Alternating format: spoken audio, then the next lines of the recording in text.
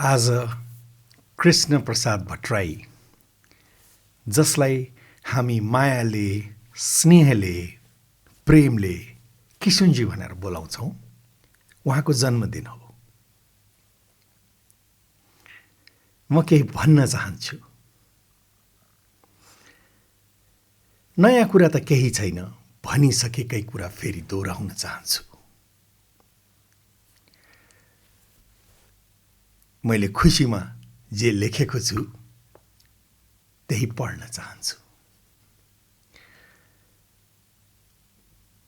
सुन्नुहोस् है। किशुनजीका बारेमा इमान्दारीपूर्वक भन्न मलाई सजिलो छैन, किनभने म उनलाई मन पराउँछु।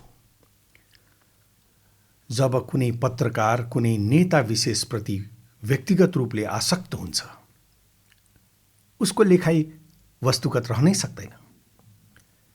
किशुनजीका बारेमा म कहिले पनि वस्तुगत, अब्जेक्टिभ हुन चाहिन, भइन र त्यो तथ्य लुकाइन पनि। मेरो लागि अथेन्टिसिटी सबैभन्दा मुख्य कुरा हो, नलुकाउनु। आफ्ना कमजोरी समेत। मेरो मात्रै कुरा किन, मार्क टली जस्ता विश्वविख्यात पत्रकार सर मार्क टली, उनले लेखेका छन् बीबीसीको इयरबुकमा, कोट, एक पत्रकारको रूपमा मलाई राम्ररी थाहा छ कुनै नेता विशेषका प्रति मैले अनुराग वा द्वेष राख्नुहुन्न, तर यो कुरा स्वीकार गर्नबाट म आफूलाई रोक्नै सक्दिनँ। दक्षिण एसियाकै एक विलक्षण नेता कृष्ण प्रसाद भट्टराईलाई काठमाडौँका मतदाताले निर्वाचनमा अपमानित गरेको देखेर मेरो मन उदास भयो। I was saddened to see the defeat of Krishna Prasad Bhattarai, one of the most remarkable politicians of South Asia, humiliated by the voters of Kathmandu. Girija बाबु र किशुनजी बारे मजाकमा माक्टालीले भने, Girija Prasad all leg, no head. My friend Krishna Prasad all head, no leg. वो Nizamuddin east दिल्लीमा बस्छन् माक्टाली, त्यहाँ भनेको कुरा।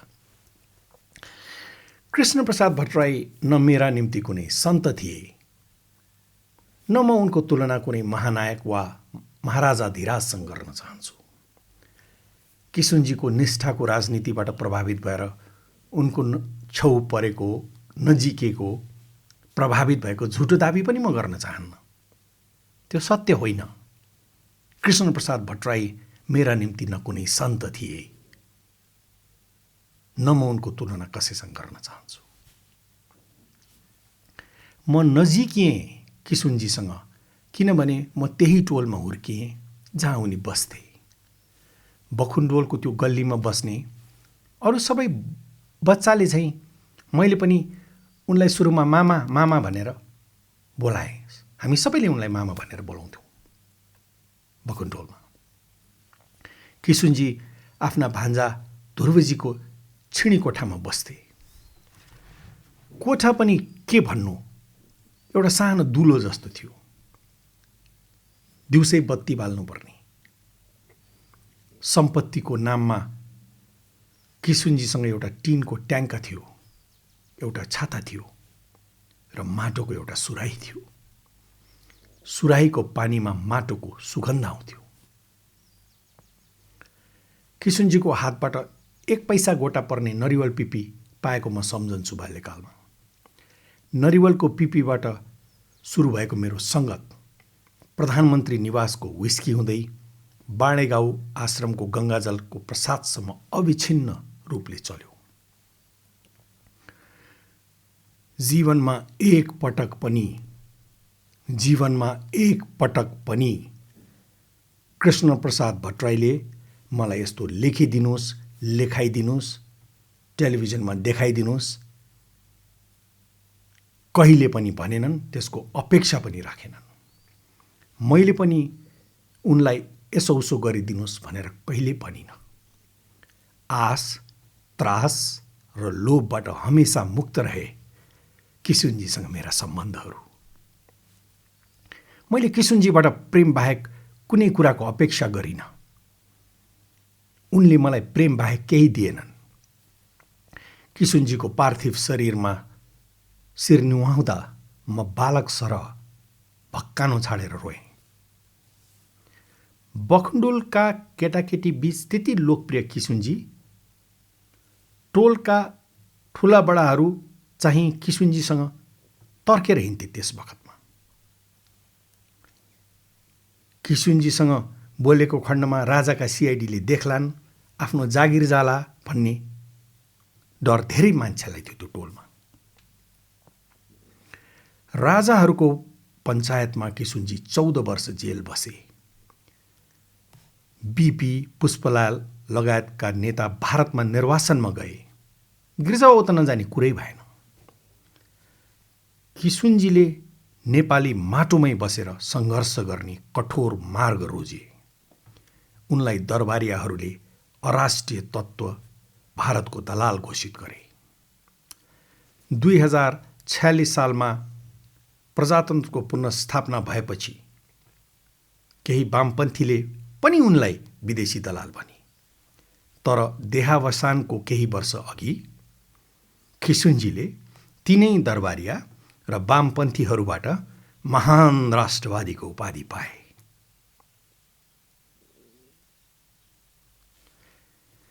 निरन्तर फेरिँदै जाने यी उपाधिहरूसित किशुनजीलाई कुनै मतलब थिएन। न उनी कसैले आफूलाई विदेशी दलाल भन्दा फिस्स परे, न कसैले महान राष्ट्रवादीको बिल्ला टक्राउँदा मक्ख परे। किशुनजी आफू भगवान बाहेक कसैप्रति पनि उत्तरदायी नरहेको बताउँथे। उनी भन्थे, मेरो जीवन र आयु मबाट होइन, परमात्मा स्वयंबाट निर्देशित छ। ममा भएका कमी कमजोरी र त्रुटिहरू मात्र मेरा हुन्। बडा जबरजस्त अङ्ग्रेजी थियो उनको। My life is guided and its duration is decided not by me but by the God Almighty Himself. Only all that lacunas and deficiencies are mine. किशुनजीको जीवनलाई गहिरिएर हेर्ने हो भने उनलाई सबैभन्दा बलियो प्रभाव पारेको विषय चाहिँ अध्यात्म नै रहेछ। मृत्यु पूर्वका 2-3 वर्षहरूमा मसँग कयौं पटक भने, म अब सब थोकबाट मुक्ति चाहन्छु। मरेपछि त जो कोही पनि मुक्त हुन्छ, किशुनजी चाहिँ जीवित छँदै मुक्ति चाहन्थे। त्यसैले त मर्ने बेलामा, दुःखको बेलामा पनि उनको मुखबाट मुस्कान कहिले हराएन। एकदमै बिरामी पर्दा पनि मुस्कान हराएन। उनलाई थाहा थियो जीवन एक नाटक हो। नाटकको निम्ति भगवानले जसलाई जे रोल गर्न निर्धारित गरेका छन्, त्यो रोल सबैले राम्ररी निभाउनुपर्छ। किशुनजीले आफ्नो रोल खुसी खुसी निभाए। उनका चिकित्सक भरत रावत भन्थे, शरीरमा ठुलो पीडा छँदा छँदै पनि मुहारमा मुस्काउन सक्ने दुर्लभ बिरामी हुन् किशुनजी। आफूले सङ्गत गरेका नेताहरूमध्ये किशुनजी मलाई सबैभन्दा जीवन्त लागे। अराजकताको हदसम्म सोचस्फूर्त, जीवन्त र मानवीय। आफ्नो मूल कर्तव्यमा बाहेक कृष्ण प्रसाद भट्टराई अरू कुनै पनि कुरामा गम्भीर भएनन्। होइन भने नेपालका अधिकांश ठुला मान्छे आफ्नो कर्तव्य पालनमा हल्का फुल्का हुन्छन्, बाँकी सबै कुरामा थिर गम्भीर पोज दिन्छन्।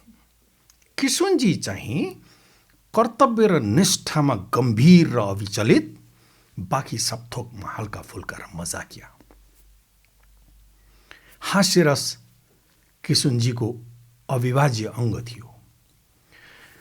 विजयबाबु सेन्स अफ ह्युमरको सहारा नभएको भए त्यतिका वर्ष त्यत्रो अन्याय सहेर म कसरी बाँच्थेँ होला। मैले राजाहरूको के बिगारेको थिएँ र? त्यतिका वर्ष जेलको चितिए। राजाहरूसित लड्दा लड्दा प्रजातन्त्र आएपछि किसुनजीलाई उनका आफ्नै साथीहरूले छुरा घोपे।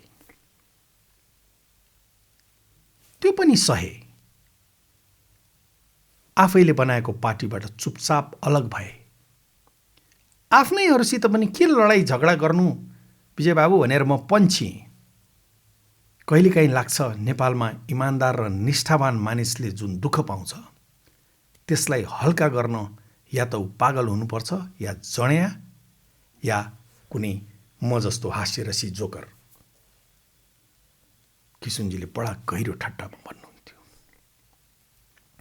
किसुनजी आफ्ना वास्तविक र काल्पनिक, आफूमा भएका र आफूमा हुँदै नभएका दुवै थरी कमजोरीहरूप्रति पनि ठट्टा गर्ने आत्मबल राख्थे। कहिलेकाहीँ आफ्नो इनर सर्कलमा सेक्सका बारेमा रसलिलिकन चर्चा गर्थे। प्रदीप गिरीले एक ठाउँमा भनेका छन्, मैले साँचो अर्थमा महान मानेका प्रेमीहरू पनि फरक फरक खालका छन्। गान्धी, अब्राहम लिङ्कन र कृष्ण प्रसाद भट्टराई। एकपटक जेलमा छँदा मैले उनीसँग सोधेँ, कतिजना स्त्रीसँग तपाईँको सम्बन्ध भयो किसुनजी? उहाँले भन्नुभयो, धेरै पो भयो त। म सभामुख छँदा थुप्रै कालकलहरूसँग पनि गएको छु। म जेलमा छँदा मैले उनलाई सोधेँ, यो प्रदीप गिरीको कन्टेक्स्ट मैले राख्दैछु, कतिजनासँग तपाईँको सम्बन्ध भयो त, संसर्ग भयो त? उहाँले भन्नुभयो, धेरैजनासँग पो भयो त। म सभामुख छँदा थुप्रै कलगलहरूसँग पनि गएको छु। किसुनजीले वेश्यागमनको सौन्दर्यात्मक पक्षबारे मलाई बताउनु भयो। उहाँले उनीहरूलाई वेश्याको रूपमा मात्र नलिएर, वेश्याको रूपमा नमानेर प्रेमिकाको रूपमा सम्मान गर्नुभयो। मलाई लाग्यो प्रेम सम्मानको अर्को नाम हो। किसुनजीले व्यक्तिगत सम्बन्ध र प्रेमिकाका बारेमा सार्वजनिक रूपमा बोल्न कहिले रुचाउनु भएन। सम्मानका खातिर, अर्को सम्बन्धको सम्मानका खातिर। तर उहाँको सम्पूर्ण जीवनमा, स्वभावमा, उहाँको ठट्टामा, निसङ्गतामा, वैराग्यमा, हाँसोमा हेर्नुहोस् त, कुनै कुण्ठा भएको मान्छेले त्यसरी ठट्टा र रमाइलो गर्न सक्छ र? अहिलेका नेता वास्तविक अर्थमा प्रेमी नभएकाले उनीहरूले समाजमा हिंसा र पाखण्डलाई प्रोत्साहन दिएका छन्। सत्ताभोगीहरूले अलिअलि प्रेम गरे, अलिअलि उपन्यास पढे, अलिअलि कविता पढे, अलिअलि सङ्गीतमा डुबे। हाम्रो राजनीति सुध्रिने थियो। अनकोट। प्रदीप गिरीको संस्मरणको तुलनामा मेरो अनुभव अलिकति भिन्न छ। किसुनजीसँग सेक्सको विषयमा बात मार्ने साहस मैले निकै पछि मात्र प्राप्त गरेँ। ती दिनहरूमा किसुनजीको जवानी बितिसकेको थियो। उनी सेक्सलाई बढाइ चढाइ गफ मात्रै दिने मान्छे जस्तो लाग्यो मलाई। खुशवन्त सिंह जस्तै के, इन्डियाका विख्यात लेखक पत्रकार। आफूलाई बडा पेग छोटा मेम साप चाहिन्छ भनेर जहिले पनि गफ दिँदै हिँड्थे खुशवन्त सिंह। कयौँ मूर्खहरूले उनको गफ पत्याउँथे पनि। सत्य के थियो भने खुशवन्त सिंह ज्यादै अनुशासित तरिकाले मदिरापान गर्थे। तर उनले लेखेको पढ्यो भने ठुलै जड्या हुन् भन्ने भ्रम पर्छ। किसुनजीले एक दिन भने, हेर्नुहोस् विजय बाबु, जवानीमा मोज पनि गरियो, तर आजभोलि म खाटबाटै उठ्न सक्दिनँ। उठ्नलाई पनि सहारा चाहिन्छ। जो मानिस खुदै खडा हुन सक्दैन उसको कसरी खडा होला? यति पनि सोच्न नसक्ने पत्रकार छन्, समाज छ। यति भनेर उनी एकछिन रोकिए। फेरि सोध्छु, विजय बाबु, यस्तो हल्लाले मलाई फाइदै भएको छ नि। ओछ्यानबाट पनि मुस्किलले उठ्न सक्ने, राम्ररी हिँड्न नसक्ने अवस्थामा पनि मलाई सेक्सको निम्ति योग्यता ठानिएको छ। किसुनजी अथेन्टिक मानिस भएको हुनाले उनको ठट्टा र गम्भीरता दुवै सक्कली थिए। उनको क्रोध र मुस्कान दुवै असली थिए। असली थिए, अथेन्टिक थिए। यसैले आभायुक्त थिए।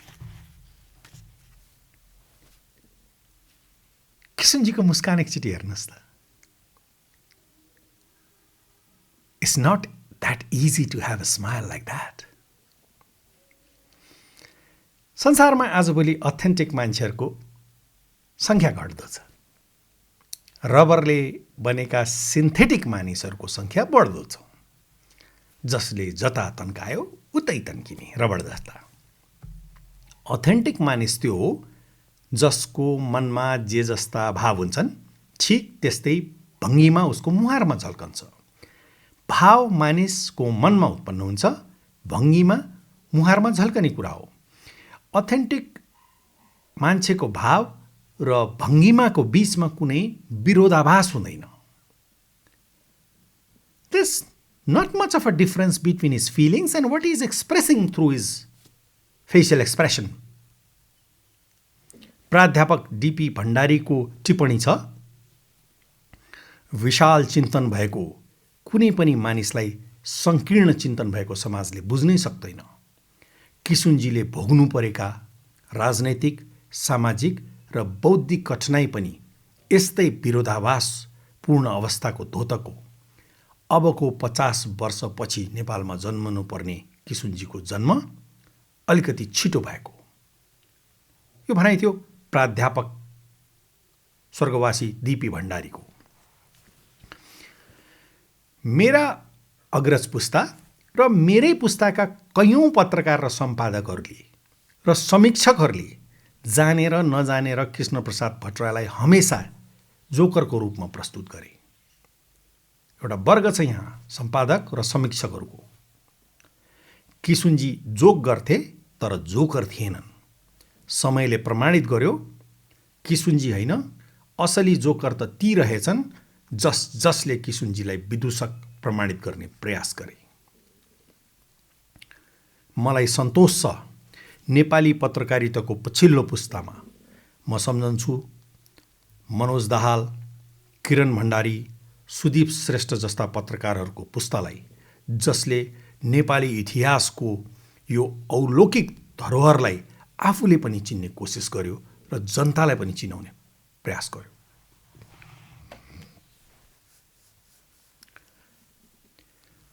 पुस 2068 यो शनिबारको बिहानी मेरो निम्ति ठुलो खुसी लिएर आयो। नागरिक दैनिकमा किशुनजीको ठुलो मुस्कुराउँदो मुहार छापिएको थियो। मेरो आलेखलाई अखबारको मुख्य समाचार बनाइएको रहेछ। मैले दिएको शीर्षक चाहिँ अखबारले बदलिदिएको रहेछ। आफ्ना आलेखमा कसैले एक शब्द पनि मलाई नसोधी परिवर्तन गरेको म सहनै सक्दिनँ भन्ने कुरा मैले काम गरेका सबै सम्पादक र प्रकाशकहरूलाई थाहा छ। तर त्यस दिन मैले दिएको शीर्षकको साटो जुन हेडलाइन राखिएको थियो त्यो पढेर मेरो आँखा खुसीले रसाए। शीर्षक थियो, देखिने किशुनजी, नदेखिने किशुनजी।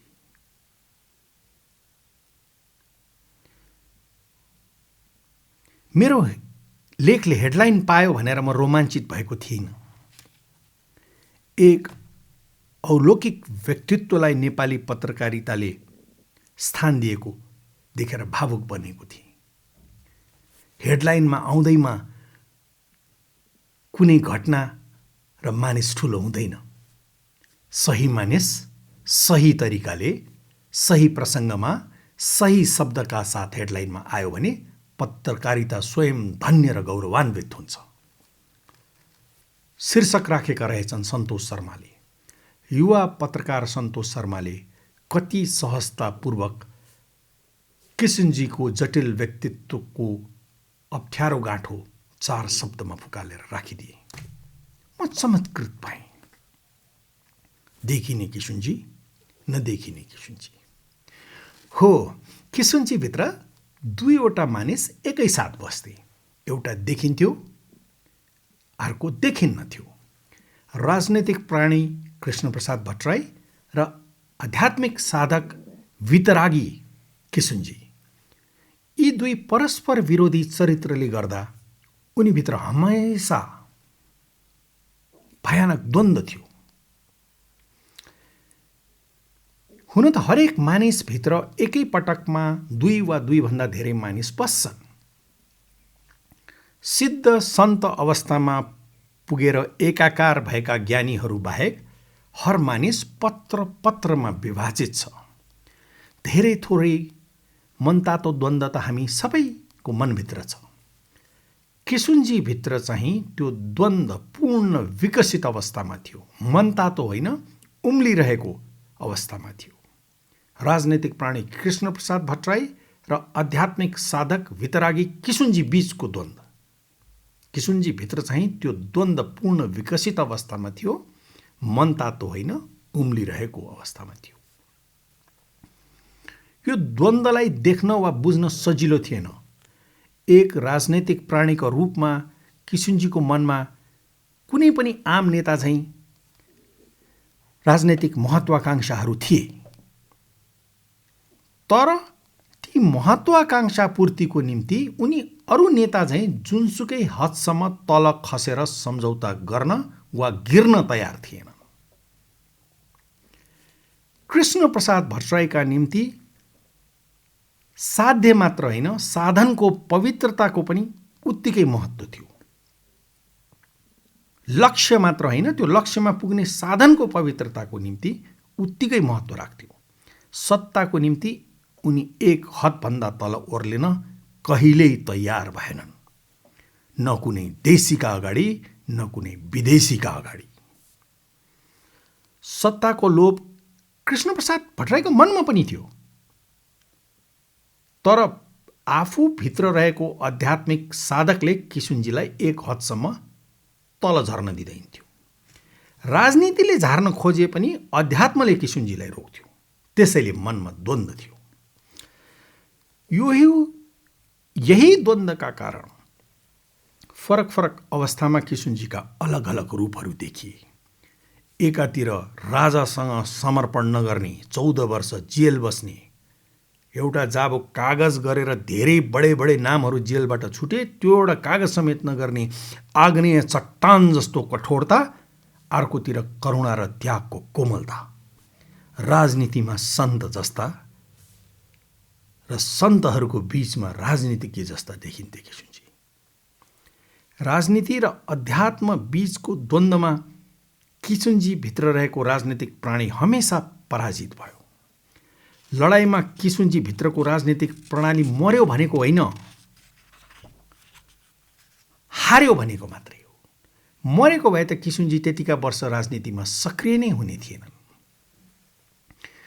राजनीति उनका निम्ति कुनै रणनीति मात्र थिएन, उनको राजनीतिक निष्ठा, उनको राजनीति उनको निष्ठाबाट निश्रित हुन्थ्यो। Source of his politics was his conviction of politics. यो निष्ठाको स्रोत आध्यात्मिक चेतना थियो। बडे बडे काङ्ग्रेसी नेताहरू दरबारले दिएको कागजमा साइन गरेर राजाको जेलबाट छुटे। किशुनजीले त्यो गर्नुको साटो जेल नै रोजे। यस्तो गर्ने आत्मबल उनलाई अध्यात्मले दिएको हो, कुनै राजनीतिक रणनीति वा त्यसको चातुर्यले दिएको होइन। आध्यात्मिक चेतना किशुनजीको निम्ति प्राथमिक थियो, राजनीतिक दाउपेच दोयम थियो, सेकेन्डरी थियो। त्यो नभएको भए गणेशमान सिंहले दिएको गाण्डीव धनुष बोकेर गिरिजाप्रसाद कोइराला लगायत उनका अन्तर्घाती समूहलाई उहिले छिन्न भिन्न पारेर ध्वस्त गरिदिन्थे भट्टराईले। त्यसपछि न बाँस रहन्थ्यो न बस्थ्यो बाँसुरी। 2051मा किशुनजीले त्यो गरेको भए आज देश र कङ्ग्रेस कसरी अगाडि बढ्थ्यो त्यसको अनुमान मात्र गर्न सकिन्छ। ल्याकत र साहस नभएर उनले गिरिजाप्रसाद कोइरालालाई क्षमा गरेका होइनन्।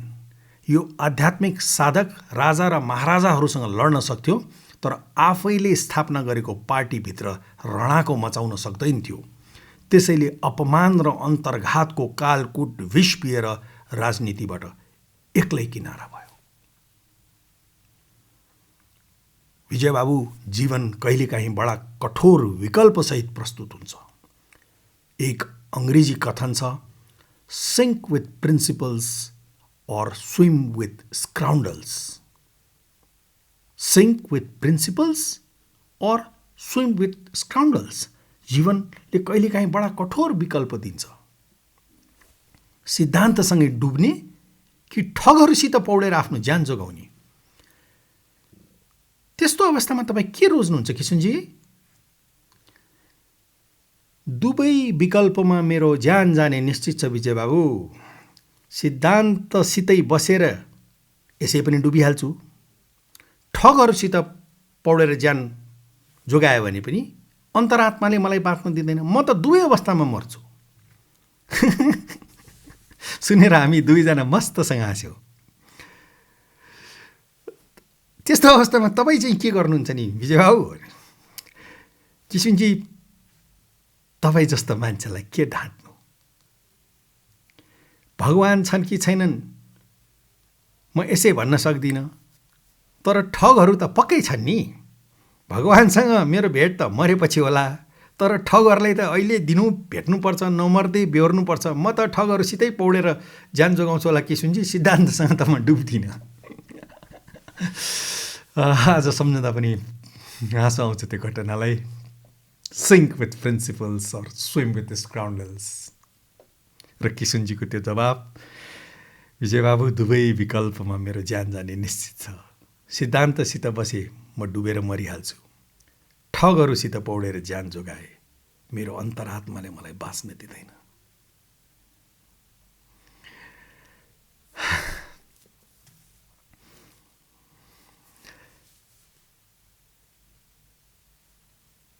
देहावसानको 4-5 वर्ष किशुनजी राजनीतिबाट अलग रहे। त्यो समय किशुनजी देशमा बदलिएको यथार्थसित अपरिचित थिए जस्तो लाग्छ मलाई। धर्मनिरपेक्षता, संघीयता र गणतन्त्रलाई उनले आयातित पोसाक भनेको वक्तव्य आयो। यो पक्का हो, किशुनजी संवैधानिक राजतन्त्रलाई हृदयबाटै स्वीकार्थे, तर जनताको सर्वोच्चतालाई उनी राजाभन्दा माथि मान्थे। किशुनजी सैद्धान्तिक कारणले राज संस्थाप्रति आस्थावान रहे पनि पूर्व राजा ज्ञानेन्द्र किशुनजीको देहावसानपछि एकपल्ट बाडेगाउँ आउने कष्ट पनि गरेनन्। दरबारले मरेका किशुनजीको उपादेय त देखेन होला सायद। बाँचेको बेला राजाहरूले वर्षौँ जेल कोचेको यो संवैधानिक राजतन्त्रवादीको नियत सम्झेर बेला बेलामा म कोत्लिन्छु। बाँचेको बखत राजाहरूले वर्षौँ जेल कोचेको यो संवैधानिक राजतन्त्रवादीको नियति सम्झेर म आजभोलि पनि कोत्लिन्छु।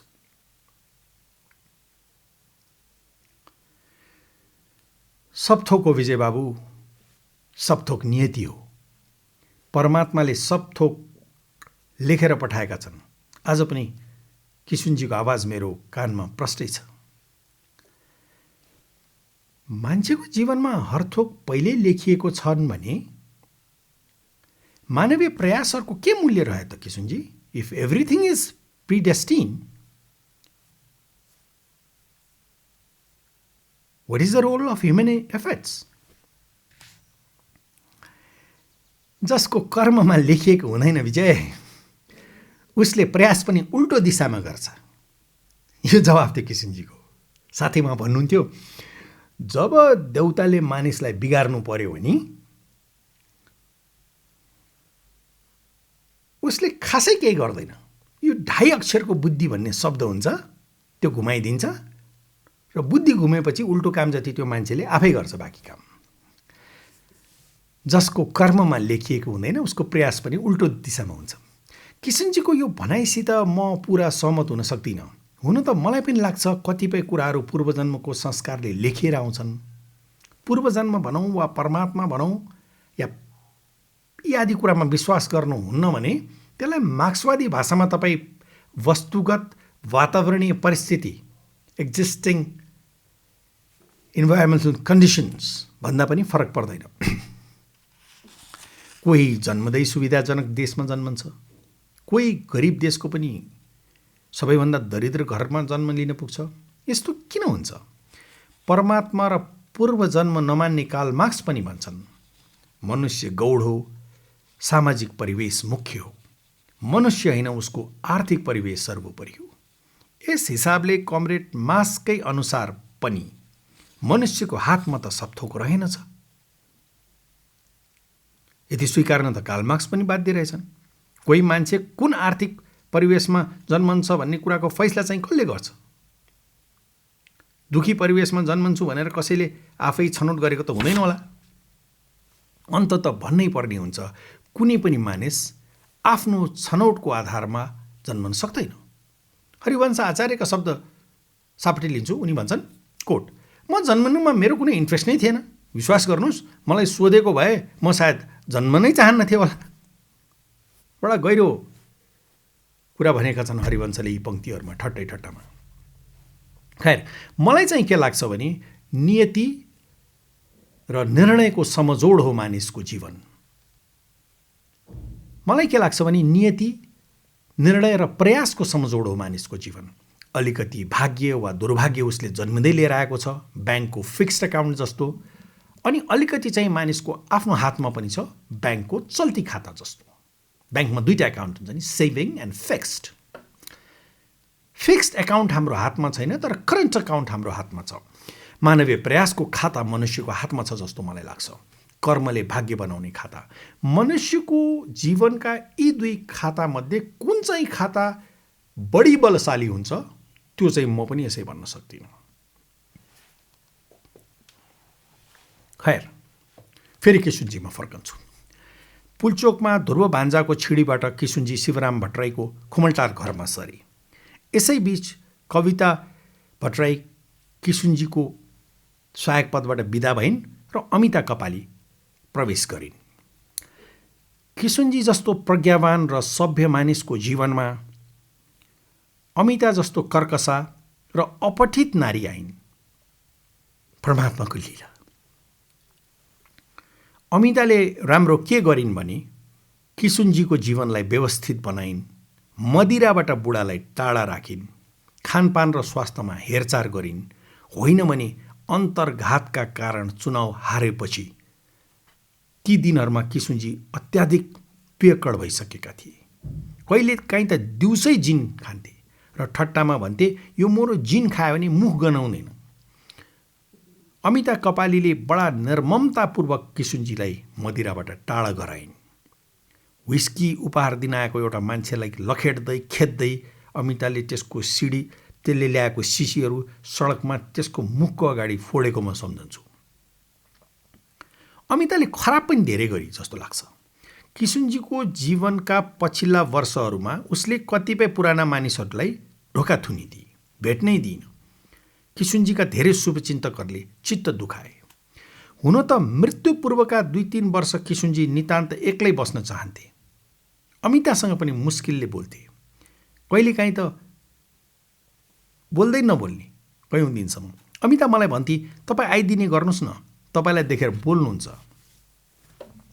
म सधैँ गइराख्न नसक्ने। किशुनजी बाडेगाउँ आश्रम सरेपछि निकै टाढा भयो त्यो ठाउँ। पछिल्ला वर्षहरूमा दरबारले आफ्नो स्वार्थको निम्ति किशुनजीको उपयोग गर्न खोज्यो। उपयोग गरे जस्तो गरेर दुरुपयोग गर्न खोज्यो भन्नु बढी यथार्थ हुनेछ। किशुनजीका निम्ति चाहिँ संवैधानिक राजतन्त्र आस्थाको विषय थियो। दरबारका निम्ति चाहिँ किशुनजी रणनैतिक कोटी बनाउने प्रयास थियो कि जस्तो लाग्छ मलाई। दोस्रो जनआन्दोलनको दबाव बढ्दै गएपछि राजाले आफ्नो मन्त्री परिषदको भारी किशुनजीको टाउकोमा हाल्ने दाउपेच गरे। पशुपति भक्त महर्जनको अमितासँग राम्रै सम्बन्ध थियो। राजाले त्यो माध्यम प्रयोग गरे भन्ने मेरो अनुमान छ। म अनुमान मात्र गर्न सक्छु यस विषयमा। आन्दोलन चलिरहेको थियो। किशुनजी त्यसवखत शरदसिंह भण्डारीको घरमा बस्थे। आन्दोलनले तीव्रता लिएपछि एक दिन दिउँसो पूर्णबहादुर खड्काको फोन आयो। पूर्णबहादुर खड्का, दिपकुमार उपाध्याय, शरदसिंह भण्डारी जस्ता मान्छे किशुनजीलाई भित्री मनबाट सहयोग गर्थे। पूर्णबहादुर खड्काले भन्नुभयो फोन गरेर, विजयजी, बुढालाई मर्ने बेलामा बिगार्न थाले, प्रधानमन्त्री बनाउने प्रस्ताव आएको छ, बाहिर अवस्था कस्तो छ किशुनजीलाई थाहै छैन, तपाईँले उहाँलाई सम्झाउनु पर्यो। मैले के सम्झाउने पूर्णजी, तपाईँ आफ्नो नेतालाई आफै भन्नुहोस्, प्रधानमन्त्री नखानुहोस् भनेर भन्नुहोस्। विजयजी, तपाईँले ठाने जस्तो हामी त्यसरी उहाँसँग ती शब्दहरूमा कहाँ कुरा गर्न सक्छौँ र?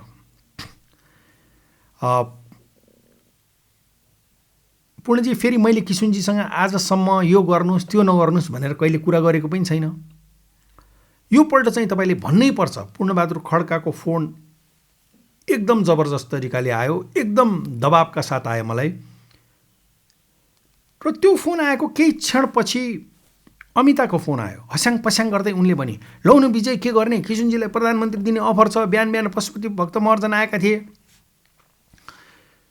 अमिता, अहिलेको अवस्थामा कुनै हालतमा हुँदैन, सिचुएसन ठिक छैन, उहाँले एक्लै थाम्नै सक्नुहुन्न, किशुनजीको इतिहास समाप्त हुन्छ। अमिताको तर्फबाट कुनै जवाफ आएन। घरमा आएको प्रधानमन्त्री पदलाई फर्काउन कसलाई मन लाग्छ र? तर अमिता किशुनजीकी शुभचिन्तक थिए, कुनै बेलामा नेपाल विद्यार्थी सङ्घकी कार्यकर्ता थिए, मानवजन्य लोभबाट मुक्त थिइन, तर ऊ किशुनजीको भविष्यका प्रति हमेसा सचेत थिए। म उसको अवस्था बुझ्न सक्थेँ। अनि मैले भने, अब तिमी किशुनजीलाई फोन देऊ। कुन्नी किन हो, अरूलाई जस्तो व्यवहार गरे पनि अमिताले हमेसा मसित, हाम्रो परिवारसित हमेसा सरल र स्वाभाविक ढङ्गमा प्रस्तुत भई र आज पर्यन्त हाम्रो सम्बन्ध पारिवारिक किसिमको छ। खासमा भन्ने भने अहिले तपाईँ जुन यो पडकास्ट सुन्दै हुनुहुन्छ, हामी एक साथ अगाडि गएका थियौँ। उसैले मलाई भने, किशुनजीको जन्मदिन आउँदैछ, तपाईँ केही गरिदिनुहोस् न भनेर। यो अमिताकै अनुरोधलाई स्वीकारेर मैले यो पडकास्ट जो तपाईँ अहिले सुनिराख्नु भएको छ, खुसीका अंशहरू, त्यो पढ्दैछु। खैर, अब म फेरि त्यही दिनमा फर्कन्छु जब जनआन्दोलन चल्दै थियो। फोन तिमी किशुनजीलाई देऊ भने। किशुनजीले साँच्चीकै मन पराउने मान्छेलाई मैले छेकेर छेक्न सक्छु र विजय, हमेसा यही भन्थ्यो अमिताले मलाई। त्यस दिन पनि तुरुन्तै फोन दिए। अरे बाबजी, विजय बाबु, तपाईँ कस्तो हुनुहुन्छ, what is joy to listen to you भन्नुहुन्थ्यो किशुनजी। ओ बाप रे बाप विजय बाबु गरेर। मैले भने, किशुनजी म त ठिकै छु, तर तपाईँलाई ठिक नहुन पनि सक्छ किशुनजी। यो के भनेको विजय बाबु? किशुनजीको गम्भीर स्वर आयो। किशुनजी ठट्टा र गम्भीरताको बीचमा बडा उहाँको स्विच ओभर म्याजिकल थियो, एउटा जादुई थियो, किनभने उनी अथेन्टिक मानिस थिए। यो के भनेको विजय बाबु? किशुनजीले गम्भीर आवाजमा सोधे। किशुनजी, मैले आजसम्म तपाईँलाई कुनै राजनैतिक सल्लाह दिइनँ, त्यो धृष्टता आज गर्दैछु, गर्न चाहन्छु, मलाई क्षमा गर्नुहोस्। यो बखत प्रधानमन्त्री खानुभयो भने तपाईँको इतिहासमा धब्बा लाग्नेछ। हामी पनि समाजमा मुख देखाउन लायक रहने छैनौँ। राजनीतिक दललाई बाहिर सडकमा राखेर तपाईँ प्रधानमन्त्री कुनै पनि हालतमा नहुनुहोला। बरु राजालाई सम्झाउनुहोस्, दलहरूलाई सम्झाउनुहोस्। यी सबै दलहरू तपाईँको नेतृत्वमा आउँछन् भने बेग्लै कुरा भयो, होइन भने no no and no to the post of prime minister. यति मैले धृष्टता गरेँ है किशुनजी भनेर। उताबाट कुनै जवाफ आएन एकछिन। त्यसपछि किशुनजीको प्रष्ट आवाज आयो, दृढ आवाज आयो, आई गट योर पोइन्ट विजय बाबु।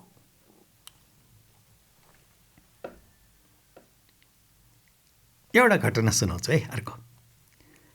तपाईँलाई भारतमुखी भन्ने आरोप लगाइन्छ नि, कसरी खण्डन गर्नुहुन्छ? 2048तिरको कुरा हो। नेपाल टेलिभिजनकी रिपोर्टरले किशुनजीलाई प्रश्न गरी, खण्डन किन गरौँ? भारतमुखी त हामी हुँदैनौँ। जमिनको बनोट नै भारततिर ढल्केको छ। नेपालका सबै नदीको प्रवाह अन्तमा भारततिरै पुग्छ। भएको कुरा म किन खण्डन गरौँ नानी, हाँस्दै भने किशुनजीले। त्यसपछि नेपालका कम्युनिस्ट पार्टीहरूलाई थप मसाला के चाहियो र? कृष्ण प्रसाद भट्टराईको नामको अगाडि भामु विशेषण जोडिन थाल्यो। भारतमुखी कृष्ण प्रसाद भट्टराई। 2047 सालमा प्रधानमन्त्री भएपछि भारत भ्रमणमा गए किशुनजी। धेरै नेपाली प्रधानमन्त्रीहरू भारत गएका छन्। काठमाडौँको सडकमा यिनीहरूले जे जस्तो बोले पनि दिल्लीमा यिनको औकात सबले नापेर राखेको छ। यिनका फाइलहरू आजसम्म नखोले भने पनि औकात सबको थाहा छ त्यहाँ।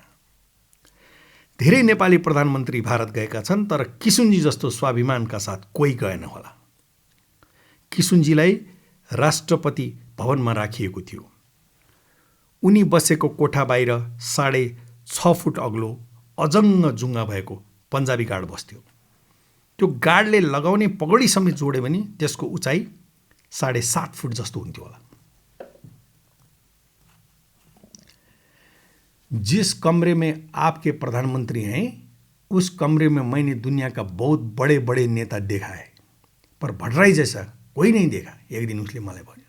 क्यों? मैले सोधेँ। वो महात्मा गांधी का असली बेटा है, अपने जूते खुद साफ करता है, मैंने देखा।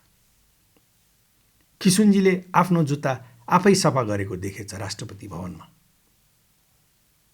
राष्ट्रपति भवनको सबैभन्दा भव्य सुटको सबैभन्दा भिआइपी पाहुना आफ्नो जुत्ता आफै सफा गरेको देखेछ। त्यो गार्ड प्रभावित भएछ। किशुनजी त्यहाँ रहँदा भारतका कयौं नेता भेट्न आए।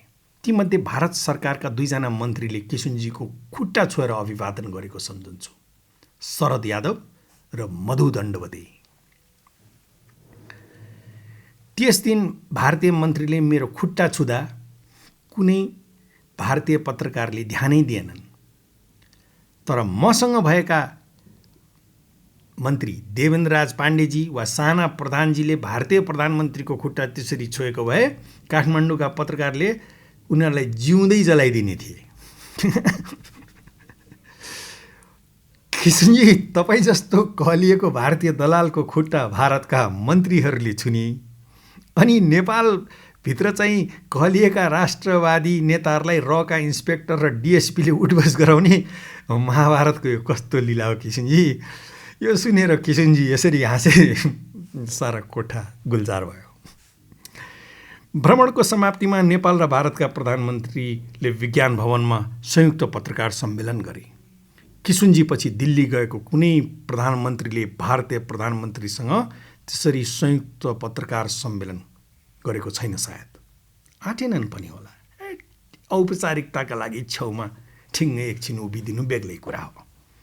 पत्रकार सम्मेलनमा मैले भारतीय प्रधानमन्त्री विश्वनाथ प्रताप सिंहलाई सोधेँ, महामहिम प्रधानमन्त्री, अहिले जुन संयुक्त विज्ञप्ति आएको छ के त्यसमा कुनै अप्रकाशित वा गोप्य धाराहरू छन्? 150 भन्दा बढी पत्रकारले खचाखच त्यो पत्रकार सम्मेलनमा मैले अलि चर्को आवाजलाई सोधेपछि तत्कालीन प्रधानमन्त्री विश्वनाथ प्रताप सिंहले मतिर तीखो दृष्टि फाल्दै कूटनैतिक जवाफ दिए, भारत र नेपाल बीचको सम्बन्धमा मित्रता र सहयोगको खुला धारा बाहेक अर्को कुनै गोप्य धारा हामीले साइन गरेका छैनौँ। म सन्तुष्ट भइन। महामहिम, कृपया यो सवालको सिधा जवाफ दिने प्रयास गर्नुहोस्। अहिले जुन विज्ञप्ति तपाईँहरूले अथवा सम्झौता हस्ताक्षर गर्नुभएको छ त्यसमा कुनै गोप्य धारा छन् कि छैनन्? Yes or no. हलमा सन्नाटा छायो। मेरो निम्ति स्पष्ट जवाफ जरुरी थियो। सन् 1965 राजा महेन्द्रको पालामा भारतसँग मात्र नेपालले हतियार किन्ने गोप्य सम्झौता गरेको थियो, जसबारे वर्षौंसम्म नेपालमा कसैलाई थाहा थिएन। पछि त्यो खारेज भयो। यो बेग्लै कुरा हो। भारतबाट काठमाडौँ फर्केपछि हरेक नेपाली प्रधानमन्त्रीले दिल्लीमा गोप्य सम्झौता गरेर आएको भन्ने हल्ला अनिवार्य चल्ने पृष्ठभूमिमा म किशुनजीलाई प्रष्ट उत्तर साथ नेपाल फर्केको देख्न चाहन्थे। भारतीय प्रधानमन्त्री विश्वनाथ प्रताप सिंहले मतिर हेरेर प्रश्न जत्तिकै संक्षिप्त जवाफ दिए, नो। नेपाली प्रतिनिधि मण्डलको मुहारमा खुसीको लहर छायो। त्यसै पत्रकार सम्मेलनमा किशुनजीलाई एक भारतीय पत्रकारले सोधेको सम्झन्छु, नेपाली सेनामा मधेसीहरूको संख्या त्यति धेरै कम र पहाडीहरू यति ज्यादा किन छन्? नेपाली सेनामा मधेसीको संख्या यति कम र पहाडीहरूको संख्या यति ज्यादा किन छ? किशुनजीले ठट्टौली पारामा छेउमा रहेका भारतीय प्रधानमन्त्री विश्वनाथ प्रताप सिंहतिर हेरेर जवाफ दिए, मलाई लाग्छ यो सवालको जवाफ त महामहिम भारतीय प्रधानमन्त्रीलाई पनि सोध्नुपर्छ। भारतीय सेनामा बिहारी यति कम र पन्जाबी यति धेरै अनुपातमा किन? सुनेर विज्ञान भवनमा भारतका सैकडौँ पत्रकारहरूको हाँसो गुन्जायमान भयो। यस्ता थिए कृष्ण प्रसाद भट्टराई, यस्ता थिए किशुनजी जो सार्वजनिक मञ्चमा भारतका प्रधानमन्त्रीसँग राय बजाउने नैतिक शक्ति राख्थे। यस्ता किशुनजीलाई नेपालभित्र केही दरबारिया र केही कम्युनिस्टहरूले वर्षौँसम्म भारतीय दलाल भनेर प्रचार गरे। फत्याउनेले फत्याए। हर देशले आफ्नो औकात अनुसारको नेता पाउँछ, हर देशले आफ्नो औकात अनुसारको जनमत पनि पाउँछ। किशुनजीलाई सारा जीवन मजाकको विषय बनाउने, 14 वर्ष जेल कोच्ने, क्षेत्र नम्बर 1 को निर्वाचन र उपनिर्वाचनमा काङ्ग्रेसभित्रकै अन्तर्घातीहरूसित मिलेर लागे पुगेको सबथोक गर्ने अनेकौँ मानिसहरू गणतन्त्र आएपछि चाहिँ किशुनजीलाई राष्ट्रवादको मसिहाको रूपमा मान्न थालेका छन्। हुन त मानिसले सत्यको दर्शन कहिल्यै नगर्नुभन्दा अबेरै गरेको बेस मङ्गल होस्। Better late than never. Kishunji 2 पटक प्रधानमन्त्री भए। पहिलो कार्यकालमा उनी शारीरिक र मानसिक दुवै रूपले फर्ममा थिए, फुल फर्ममा थिए। वर्ष दिनको निर्धारित समयमा चुनाव गराए, देशलाई संविधान दिए। वर्ष दिनभित्र 2048 सालको चुनावमा नहारेका भए, 2048 सालको चुनावमा कृष्ण प्रसाद भट्टराई नहारेका भए नेपाली राजनीति त्यो मार्गमा हिँड्ने थिएन जुन बाटोमा हिँड्यो र आजसम्म हिँड्दैछ। दोस्रो पटक प्रधानमन्त्री हुँदा उनी धेरै गलिसकेका थिए। उनको स्मृति कमजोर भइसकेको थियो, हुँदै थियो। यो कालखण्डमा उनी अमिता कपाली र नारायण खड्कामाथि धेरै आश्रित थिए।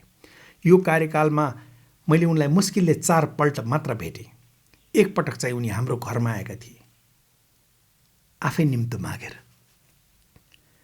किशुनजी दोस्रो पटक आफ्नो ताकतले होइन, गिरिजा प्रसाद कोइरालाको कृपाबाट प्रधानमन्त्री भएका थिए। गिरिजा बाबुले पनि कुनै कृपा गरेका थिएनन्। गिरिजा बाबुले आफ्नो चेहराले आफ्नो अनुहार राखेर 2056 सालको चुनाव नजित्ने पक्का भएपछि किशुनजीको मुहार रणनीतिक रूपमा पोस्टर बोयको रूपमा मात्र अगाडि सारेका थिए। केही महिना किशुनजीलाई प्रधानमन्त्री खान दिए, पछि खोसे। किशुनजीले 10 दिन अरू बस्न दिनुहोस् न गिरिजा बाबु, तय भइसकेको फ्रान्सको औपचारिक भ्रमण गरेर आउँछु अनि राजीनामा गरौँला भन्दा पनि गिरिजा बाबुले मानेनन्। गिरिजा बाबुले काङ्ग्रेसलाई चुनाव जिताउन किशुनजीलाई पोस्टर बोयको रूपमा प्रयोग गरे। काम फत्ते भएपछि पोस्टर च्यातेर फ्याँकिदिए। कर्म फर्कन्छ भन्छन्, गिरिजा बाबुको जीवनमा पनि फर्कियो। गिरिजा बाबुको जीवनकालमै फर्कियो। भारत र माओवादीले उनको मनमा गणतान्त्रिक नेपालको पहिलो राष्ट्रपति, first president of the Republic तपाईँ नै हो मने, गणतन्त्रको पहिलो राष्ट्रपति भन्ने पोस्टर टाँसेर अनेक काम गराए। काम फत्ते भएपछि छ्यातेर फालिदिए। किशुनजीको देहावसान भएको खबर मैले बनारसमा सुने। म एउटा कन्फरेन्समा थिएँ। मैले त्यो कन्फरेन्समा भने, विडम्बना नै मान्नुपर्छ, नेपालमा कृष्ण प्रसाद भट्टराईलाई कहिले अराष्ट्रिय तत्त्व, कहिले विदेशी दलाल, कहिले विदूषक भनियो। भन्ने मध्ये केही मानिस भारतीय गुप्तचरहरूबाट पनि दीक्षित थिए वा संरक्षित थिए भन्ने कुरा बिस्तारै जगजाहेर हुँदै जानेछ। मेरो कुरा केही भारतीय मित्रहरूले रुचाएनन्, केही मित्रहरूले ताली बजाए। हाम्रै नेपाली मध्ये पनि कयौँले अमिलो मुख लगाए। मैले वास्तै गरिनँ। कन्फरेन्स नसकिँदै बिचैमा छोडेर म एयरपोर्टतर्फ लागेँ। मलाई किशुनजीको अन्तिम दर्शन गर्न काठमाडौँ फर्कन अबेर हुँदै थियो।